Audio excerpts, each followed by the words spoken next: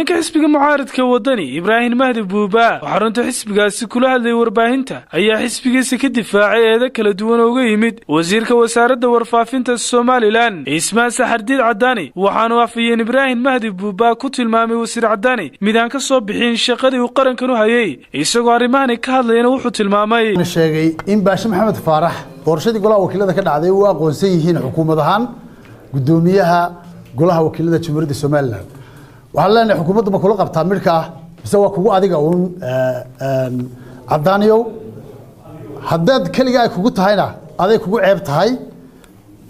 haddii adigii xukuumaddu ku wada socotaana dhammaantiinba waa idinku ceeb gaf sharci oo dhacay inaad tirahdaan waan aqoonsanahay waxa intaa ka badan kaaga warmayna kelmadda waxaad sheegtay in Talyan leh uu yahay nin wanaagsan isla markaana waxaad ku tilmaamtay qaran dumisnimo waa laba eray oo aad u kala fog oo aan meel kaliyana mar laga wada oran karin laakiin aqoontaada ay ku siisay inaad mar kaliya ta ummadda soo wada bandhigto labada eray waxa ummadda u sheegaynaa Talyan leh waa ninkii aad codsiga u soo gudbisanaysay markii madaxweynaha Jamhuuriyadda Soomaaliland uu ku magacaabay xilka wasiirnimada ee aad lahayd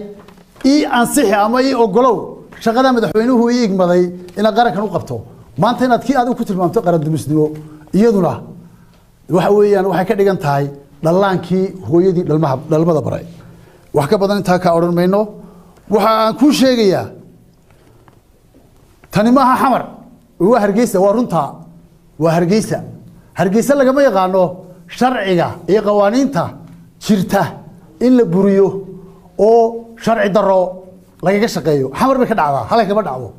adaa gafsan oo aan garanaynin halka aad joogto halka tahay anaga kuugu celinayna halkan waa Hargeysa kana socon mayso lagaana yeeli maayo sharci daraan aqoonsanaya sharcigana waan diidayaa sharci darana waan aqoonsanaya reer Soomaaliland ma qaataan kana yeeli maayaan waxay oran jirtay heestii dood cadaalad ah dadka maqashiin sharcigana dumi waa wax aad iyo aad ay ummaddu uga dharagsan tahay oo aad ka heli doonto jawaabteeda waxaan doonayaa in yar inaan ku xasuusiyo intii aad xukuumaddan ka tirsanayd khaladaad dhacay oo sharci oo waliba xukuumaddaad ka tirsanayd ka dhacay oo dib loo saxay waxaa tidhi kol haddii institutionadeeda ama hay'adaha iyaga sharciga iyo fulintuba ay go'aan mar gaadhaan dib loogama noqnoqdo anaa ku xasuusinayay doorashadii golaha deegaanka intaan tusaalaha ku soo qaadanayo weeye qaar horena way jireen waxay ku dhawaaqeen xubnihii golaha deegaanka Hargeysa ka soo baxay xubin dhacday inay tirooyinkoodii natiijooyinka markay isu geeyeen ay ku sheegeen inuu soo baxay kadibna markii dacwad la isku furtay xildhibaankii soo baxayna uu lambarkiisa isu geystay waxa ay mar labaad dib u ogaadeen in tirooyinka la isugu geeyay xildhibaanka ay ku sheegeen inuu soo baxay qalad ahayd isla markaana ay dib u saxeen caga yaraalan la yiraahdaa xildhibaanka golaha deegaanka ee arinta ku soo baxay codkiisina sida saxda ah markii dambe la isugu geeyay loogu dhawaaqay inuu isagu yahay xubin golaha deegaanka Hargeysa ka tirsan waa dhacday oo dib loo saxay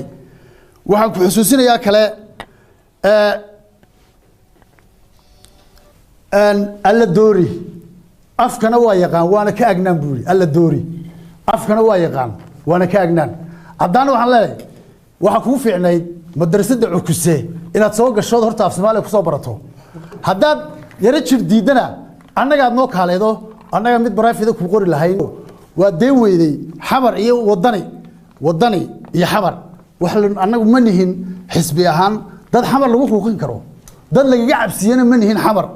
cidda xiriirka la lana waa la yaqaanaa xukuumaddaad ka tirsan tahay ayaa habeen iyo maalin waraaqa codsiyada u dirata